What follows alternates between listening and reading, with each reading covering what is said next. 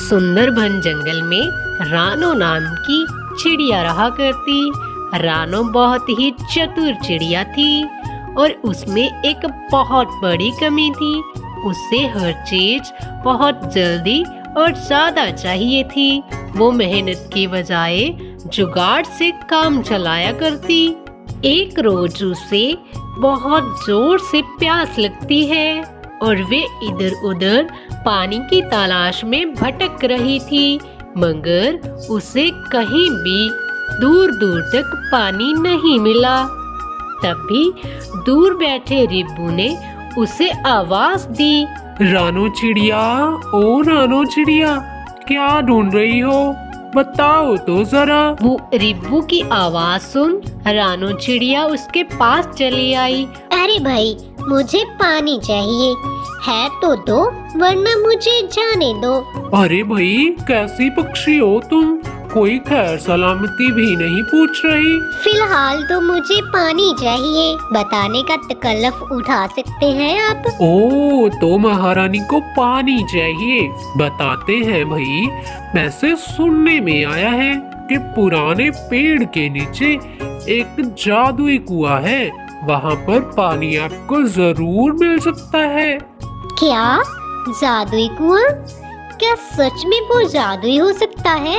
जी बिल्कुल रानो, वे जादुई कुआं है और सुनने में ये भी आया है कि वहाँ से पानी पीने के बाद अपनी इच्छा भी पूरी कर सकता है, और वो इच्छा सिर्फ एक ही होनी चाहिए और उसमें भी कोई आपका स्वार्थ नहीं होना चाहिए।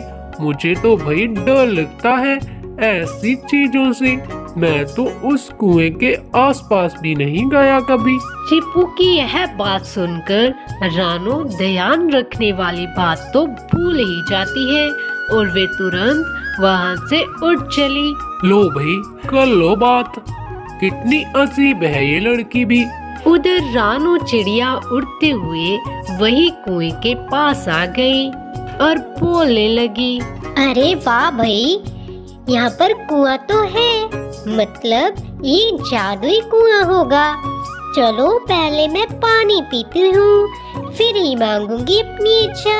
अब जैसे ही रानो ने पानी पीने की इच्छा प्रकट की तो वहाँ पर पानी हाजिर हुआ।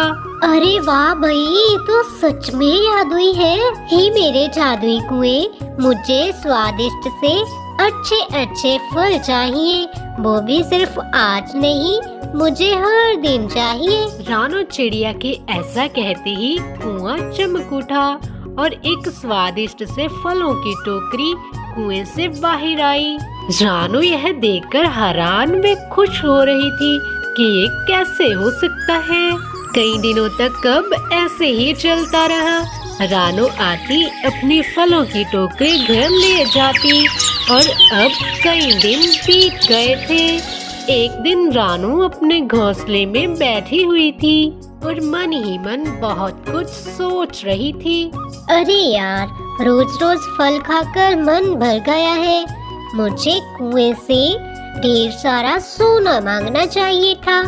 सोने को बेचकर मैं हर दिन हर रोज अच्छी अच्छी चीजें लाकर खाती। देखो ना, मैंने भी क्या ही मांग लिया। ऐसा बोलने के बाद रानो चिड़िया फिर से उठ चली उस जादुई कुएं के पास। हर रोज की तरह रानो के वहां जाते ही जादुई कुएं से फलों की टोकरी बाहर आई, मगर आज रानो चिड़िया बिल्कुल भी खुश नहीं थी। अरे ओ भाई, मेरा रोज रोज फल खाकर मन भर गया है। प्लीज आज मुझे फल नहीं, सोने की मोहरें चाहिए, वो भी ढेर सारी। रानो चिड़िया के ऐसा बोलते ही आसमान में काले बादल छा गए। बिजली की आवाज, कड़क के साथ साथ और जोरदार बारिश भी शुरू हो गई। तभी कुएं से एक आवाज आई। मूर्ख चिड़िया, तुम्हें चेतावनी दी गई थी। एक ही इच्छा और वो भी स्वार्थ ही नहीं होनी चाहिए, और तुम सजा भुगतोगी। अगले ही पल एक तेज रोशनी कुएं से उठी और रानो के आसपास मंडराने लगी। रानो की फल की टोकरी गायब हो गई और उसके साथ साथ रानो चिड़िया की आवाज भी चली गई। धीरे धीरे बारिश बहुत तेज हो रही थी, जिसके कारण रानो चिड़िया अपने घर लौट आई। घर आकर रानो चिड़िया बोलने की कोशिश करने लगी, मगर उसकी आवाज नहीं आई। अरे ये क्या हुआ? मेरी चोंच चिपक क्यों गई? अब मैं क्या करूं? कैसे बोलूं?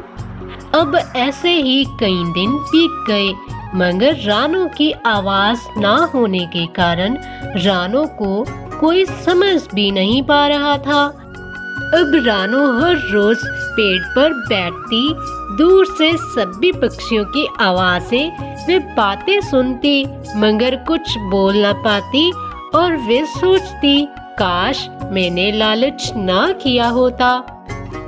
अब ऐसे ही रानो का दिन शुरू होता और ऐसे ही बीत जाता, मगर एक दिन उसी जंगल में एक बींदू नाम की चिड़िया आई, जिसके पंख में चोट लगी थी और उसे पानी चाहिए था।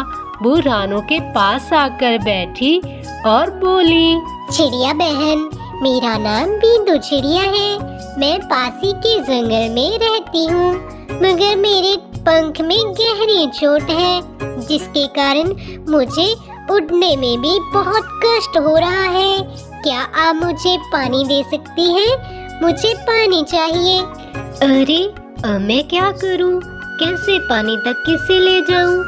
और तो और मैं इसे बताऊं कैसे पानी किस ओर मिलेगा? मुझे इस बेचारी की मदद करनी चाहिए। रानो चिड़िया अपने दिमाग में बहुत कुछ सोच रही थी। रानो ने उस चिड़िया की मदद करनी चाहिए और उसने उसे समझाते हुए इशारे से उड़ने लगी। बिंदु चिड़िया उसका इशारा समझते हुए उसका पीछा करने लगी। धीरे धीरे रानो चिड़िया बिंदु चिड़िया को उसी जादुई कुएं के पास ले आई और रानो वहां से चली गई। मालूम पड़ता है कि इसकी आवाज नहीं। बेचारी ने मेरे लिए कितना कष्ट किया यहाँ तक आने के लिए। काश उसकी आवाज होती। खैर, मुझे पानी पीना चाहिए। फिर बिंदु चिड़िया कुएं के थोड़ा पास आई और वहां पर आकर पानी पीने लगी।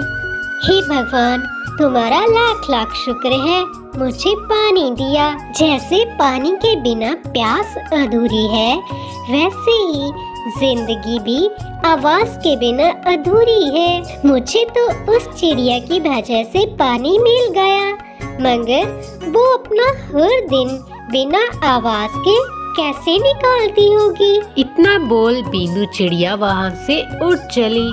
तभी कुएं से एक रोशनी उठी और रानो के घर की तरफ चली गई। रानो चिड़िया अपने घोंसले में सो रही थी। तभी उसके दरवाजे पर किसी ने दस्तक दी। रानो ने दरवाजा खोला तो बाहर मीठी आई थी। रानो बहन, क्या आपके पास थोड़ी सी शक्कर है? मैंने आज खीर बनाई थी, थोड़ी सी शक्कर कम है तो दे दो ना, बच्चे जिद कर रहे हैं। हाँ मीठी बहन, शक्कर भी है, मगर आप चाहो तो खीर भी लेकर चले जाओ, मैंने खीर भी बनाई है। अरे रानो बहन, आपकी आवाज कब आई? अरे हाँ बहन, शायद मैं अब बोल सकती हूँ। इसी खुशी में रानो और मीठी एक दूसरे के गले लग जाते हैं। फिर रानो चिड़िया ने मीठी को खीर लाकर दी और जैसे ही मीठी चली गई, उसके तुरंत बाद रानो चिड़िया भी अपने घर के बाहर चली गई। और थोड़ी देर बाद रानो चिड़िया उसी जादुई कुएं के पास चली गई। हे जादुई कुएं, मुझे माफ कर दे। मैंने लालच में आकर पता नहीं क्या क्या मांग लिया था। मुझे ऐसा नहीं करना चाहिए था। मुझे अपनी गलती का एहसास हुआ है। आज के बाद मैं लालच कभी नहीं करूंगी। चिड़िया, अच्छाई का परिणाम अच्छा ही होता है। कुछ भी गलत करने से पहले हमें सोच लेना चाहिए।